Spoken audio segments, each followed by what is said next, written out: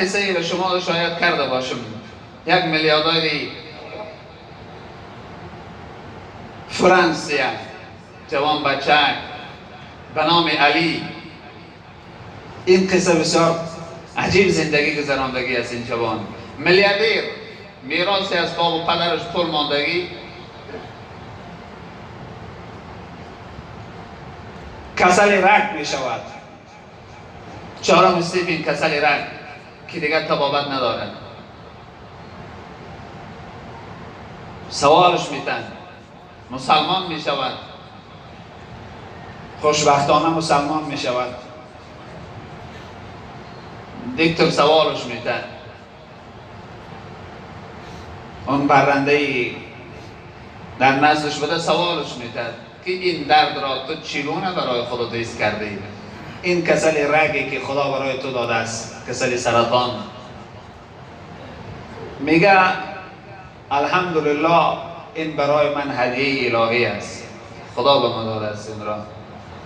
میگه چگونه تو این را هدیه میدانی؟ چرا این را پدر که قبول کردی؟ چرا این هدیه حس کردی؟ میگه این هدیه الهی بدانی چگونه برای من هدیه بزرگ است. خدا این هدیه را برای من داد، فرصتی بسیار زیبا، و به گوش من با صدای زیبای پروردگار، زبان حالی، صدای حالی که الله مهربان به این درد به من خبر کرد که زودتر استغفار بکن، زودتر عذرخواهی بکن که رفتنت پیش پروردگارت نزدیک شده است. میدونید چقدر بای ارزانترین چیزی در خانه استفاده میبردگیش دمشنکاش بود، از شرابکای در خانه میپوشیدگی. $700 یک دانش، $700. کراوکه قطعی داره. یک ساعتی دوستش استفاده میبردگی، هم ساعتی همین همون قیمت داشته، هم برسلیتی همون قیمت. $60,000. چند تا قطار ماندگی است. اینترنت بدارید، علی بزنید، میبراید زندگیش. گل و خوشروی میگوی ملائکه. ماشینش نشان میده، ماشین های قیمت فراری. میپرسش این چند سوم قیمت داره؟ $600,000. $600,000 یک ماشین سوار میشیدگی. چند نموده این گونه ماشین ها؟ کسل رگ چیکار کرده؟ میگه همین که فهمیدیم، میگه که هیچ چیز در حیات انسان تأثیر بخش نبوده است. هیچ چیز انسان را نجات داده نمیتونست. هر چقدر پول و مال و ثروتی دارم، هیچ کدامش.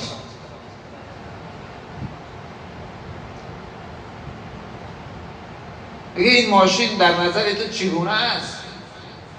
آخر ما را این گونه میشیم برادرانی است. این ماشین امروز در نظر تو چقدر عزیز است؟ میگه این ماشین امروز در نظر هیچ قدری ندارد. روزی بود قدر داشت، امروز هیچ قدر ندارد. برای من از این ماشین یک شراکه‌ای که میخرم به مردم افریقا، یک فاند خیریوی روی کرده است در افریقا برای مردم فقیر افریقا. یک شراکه‌ای که به آنها من روان میکنم، این برای من بهتر است، چون که روز قیامت برای این از من منت داره میکنند. و این ماشین را میپرسد که چنین ماشین سوار شدی از کجا؟ از او برای من ثواب است، از این پرسش است.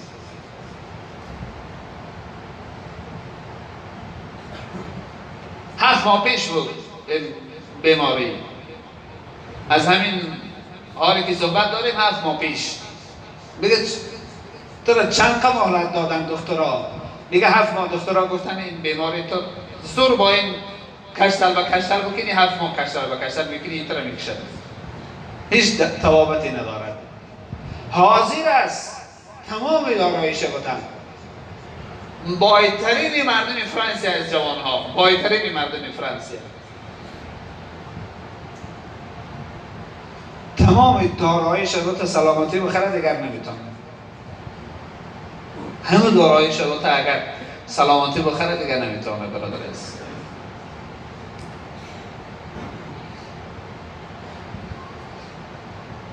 چقدر خدا برای ما و شما نعمت بزرگ داده است.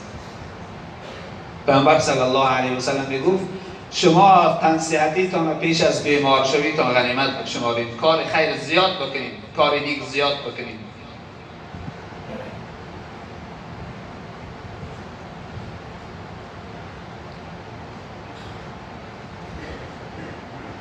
میگه من شکر میکنم که خداوند بیاربان 7 ماه دیگر من را امکانیت داده است. 7 ماه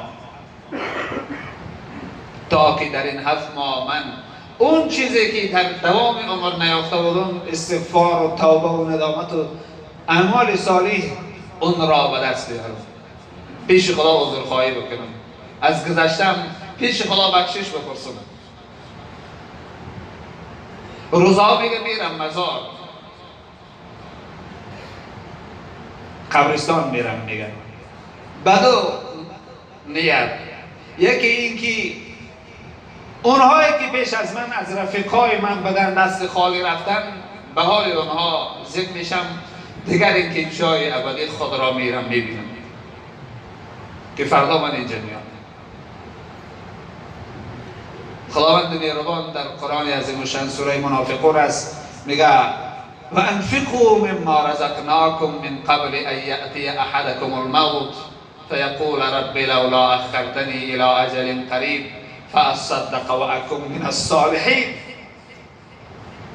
خدا میگه بتین در راه خدا پیش از اینکه مرگ شما را سراغ بیاید، به حال گرسنه ها و تشنه ها و بیچاره ها و نیازمنده ها مال داده من را بتین، وگر نخواهید مال از دست شما میگیرم.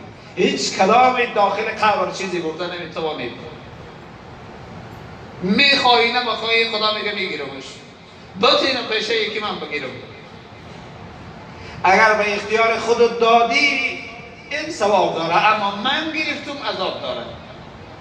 من بخشی نمیگیرم، خدا میگه من اختیار دادم که خودت بتی، جوان مردی خودت بکنی، و اگر من گرفتم این خیر جان تو نیست. به اختیار خودت هر کار در این دنیا برادران عزیز، طبیعت همین دنیا، هر کار در این دنیا ما میکنیم اگر به اختیار خودمان کردیم اون به خیر ما هست. اگر اجبار کردن ما و شما را که بکنیم دیگر اون فایده ما و شما نیست. خدا میگه پیش از اینکه مرگ و سراغ شما میآید شما در راه خدا بودید. من قبل ان یأتی احدکم الموت. اما نداده چی؟ کسانی که نمیتن هنگام مرگ اونها خواهش میکنند ربی لولا اخرتنی الی اجل قریب، پروردگارا اگر یک مهلتی اندک برای من بتی تا که من همه دارای مدارای تو صدقه بکنم و اکن من الصالحین، از جمله صالحین شماریده باشم. خدا میگه ولا یؤخر الله نفسا اذا جاء اجلها، اما هیچ کسی را ما مهلت چه به تأخیر نمیگذاریم. وقتی مهلتش رسید دیگر تأخیر نمیشود.